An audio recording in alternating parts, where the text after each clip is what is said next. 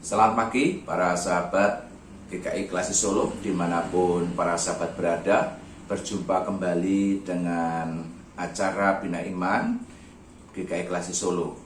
Nah, para sahabat yang dikasihi Tuhan, ada sebuah ungkapan yang mengatakan bahwa wong Jawa iku nggone semu, yang artinya atau dapat diartikan secara bebas adalah di mana orang Jawa itu banyak atau cenderung semu atau terselubung. Ada banyak bahasa-bahasa simbol yang dipakai ataupun bahasa-bahasa kiasan yang seringkali muncul di dalam kehidupan orang Jawa, dan juga banyak pula perlambang-perlambang yang digunakan sebagai bahasa simbol. Nah, salah satunya ada di dalam sebuah tradisi upacara pernikahan adat Jawa. Di sana ada berbagai macam simbol, ada berbagai macam perlambang yang muncul di dalam upacara pernikahan adat Jawa ini. Misalkan bicara soal kacar kucur, bicara soal lempar suruh atau midak endok atau telur dan lain sebagainya. Nah, salah satunya di dalam upacara ini juga ada yang namanya ular-ular atau sabdotomo. Nah, ular-ular atau sabdotomo ini di dalam rangkaian upacara pernikahan adat Jawa ini dimaksudkan menjadi sebuah sarana bagi orang tua mempelai atau orang tua pengantin untuk memberikan nasihat, memberikan pesan kepada mempelai yang ada di pelaminan. Tetapi memang ini tidak kemudian langsung disampaikan oleh orang tua dari mempelai, tetapi biasanya diwakilkan oleh tokoh masyarakat ataupun tokoh agama ataupun tokoh yang dituakan di lingkungan di mana mempelai itu berada. Nah, tentunya yang namanya ular-ular atau sabdotomo ini adalah sebuah sarana memberikan nasihat, memberikan pesan ataupun wejangan kepada mempelai agar kehidupan mereka di dalam membangun sebuah pernikahan itu menjadi keluarga yang baik, menjadi keluarga yang mampu untuk menumbuhkan yang namanya sukacita, yang namanya cinta, dan juga bagaimana keluarga itu bisa membangun keluarga yang indah, apalagi nanti kalau kemudian keluarga ini dikaruniai oleh Tuhan anak ataupun anak-anak. Nah, pada saat ini kita akan melihat juga di dalam bacaan kita, yaitu di 1 Tesalonika 5 pasal 12 hingga pasal 22. Saya akan membacakan untuk kita semua. Kami minta kepadamu, saudara-saudara, supaya kamu menghormati mereka yang bekerja keras di antara kamu, yang memimpin kamu dalam Tuhan dan yang menegur kamu, dan supaya kamu sungguh-sungguh menjunjung mereka dalam kasih karena pekerjaan mereka. Hiduplah selalu dalam damai seorang dengan yang lain. Kami juga menasihati kamu, saudara-saudara, tegurlah mereka yang hidup dengan tidak tertib. Hiburlah mereka yang tawar hati, bilalah mereka yang lemah, sabarlah terhadap semua orang. Perhatikanlah supaya jangan ada orang yang membalas jahat dengan jahat, tetapi usahakanlah senantiasa yang baik terhadap kamu masing-masing dan terhadap semua orang. Bersukacitalah senantiasa, tetaplah berdoa. Mengucap syukurlah dalam segala hal, sebab itulah yang dikehendaki Allah di dalam Kristus Yesus bagi kamu. Janganlah padamkan roh dan janganlah anggap rendah nubuat-nubuat. Ujilah segala sesuatu dan peganglah yang baik. Jauhkanlah dirimu dari segala jenis kejahatan. Nah, bacaan kita pada saat ini berbicara soal nasihat dari Rasul Paulus kepada jemaat di Tesalonika. Memang agak sedikit berbeda kalau tadi kita bicara soal ular-ular, bicara soal Sabdo Tomo yang berbicara soal nasihat terhadap terhadap mempelai atau pengantin.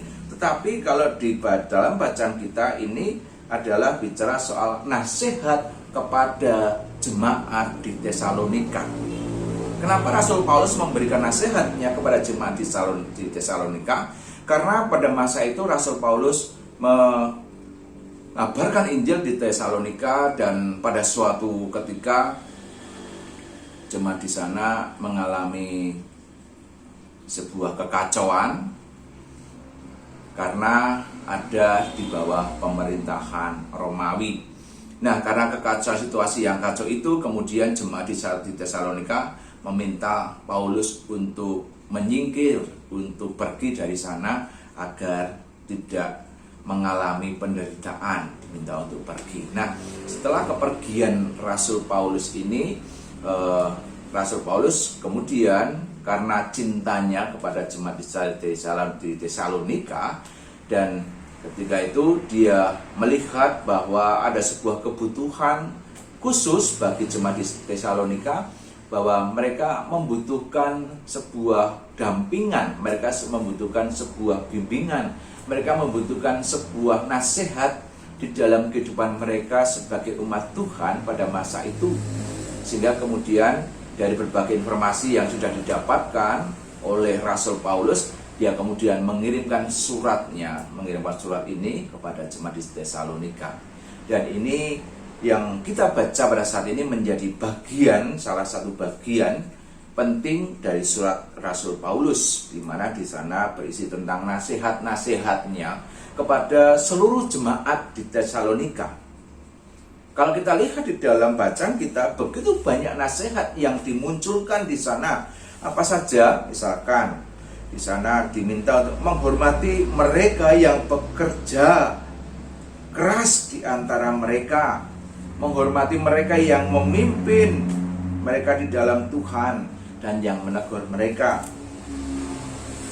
Rasul Paulus juga menasihati agar mereka sungguh-sungguh menjunjung orang-orang yang bekerja keras itu, yang memimpin mereka di dalam kasih karena pekerjaan mereka. Dan pesan-pesannya ada banyak sekali di sana. Hiduplah selalu dalam damai seorang dengan yang lain. Tegurlah mereka yang hidup dengan tidak tertib. Hiburlah mereka yang tawar hati. Bilalah mereka yang lemah. Sabarlah terhadap semua orang, dan seterusnya. Apa yang hendak disampaikan oleh Rasul Paulus ini adalah agar jemaat di Tesalonika ini hidupnya benar-benar menjadi hidup yang berkenan di hadapan Tuhan. Ketika jemaat di Tesalonika bersedia mau melakukan nasihat yang disampaikan oleh Rasul Paulus ini, tentunya mereka akan menjadi jemaat yang berkenan di hadapan Tuhan. Mereka akan menjadi jemaat yang benar-benar menyatakan kasih Kristus. Mereka menjadi jemaat yang sungguh-sungguh hidup di dalam Tuhan. Nah, kalau kita kemudian tarik di dalam kehidupan kita pada masa kini, ini juga menjadi sebuah nasihat yang baik di dalam kehidupan kita pada masa kini, di tengah situasi dan kondisi yang kadangkala tidak menentu, di tengah berbagai macam persoalan yang menghinggapi kehidupan kita, di tengah carut-marut pertikaian satu dengan yang lain, bahkan di antara anggota gereja ataupun anggota umat Tuhan saja terjadi pertengkaran, pertikaian yang kemudian bisa menimbulkan perpecahan jemaat. Ada banyak hal yang bisa kita pelajari dari nasihat-nasihat ini ketika kita mau berusaha, kita mau memperjuangkannya agar kita bisa menjalankan nasihat-nasihat ini. Dan tentunya ketika kita bisa untuk menjalankan nasihat-nasihat yang disampaikan oleh Rasul Paulus ini, tentunya kita akan menjadi umat Tuhan yang berdaya. Kita akan menjadi umat Tuhan yang menyatakan kehendak Tuhan di dalam kehidupan kita hari demi hari. Biarlah kiranya nasihat dari Rasul Paulus ini boleh menginspirasi kehidupan kita ke depan di dalam perjalanan hidup yang tidak menentu ini. Kiranya nasihat ini juga boleh memberikan sebuah hal yang baik bagi kita, agar kita terus memperbaharui diri, agar kita terus memperbaharui perilaku kehidupan kita hari demi hari. Memang kadangkala ketika kita berjumpa dengan banyak hal, kita lupa akan nasihat-nasihat yang disampaikan oleh Rasul Paulus ini.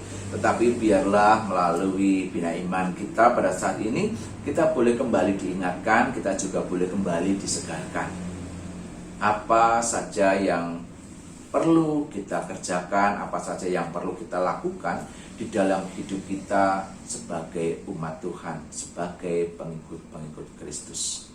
Kiranya Tuhan Yesus Sang Kepala Gereja boleh terus senantiasa menyertai kehidupan kita di dalam segala situasi dan kondisi yang kita hadapi, yang kita alami. Tuhan memberkati kita semuanya. Amin.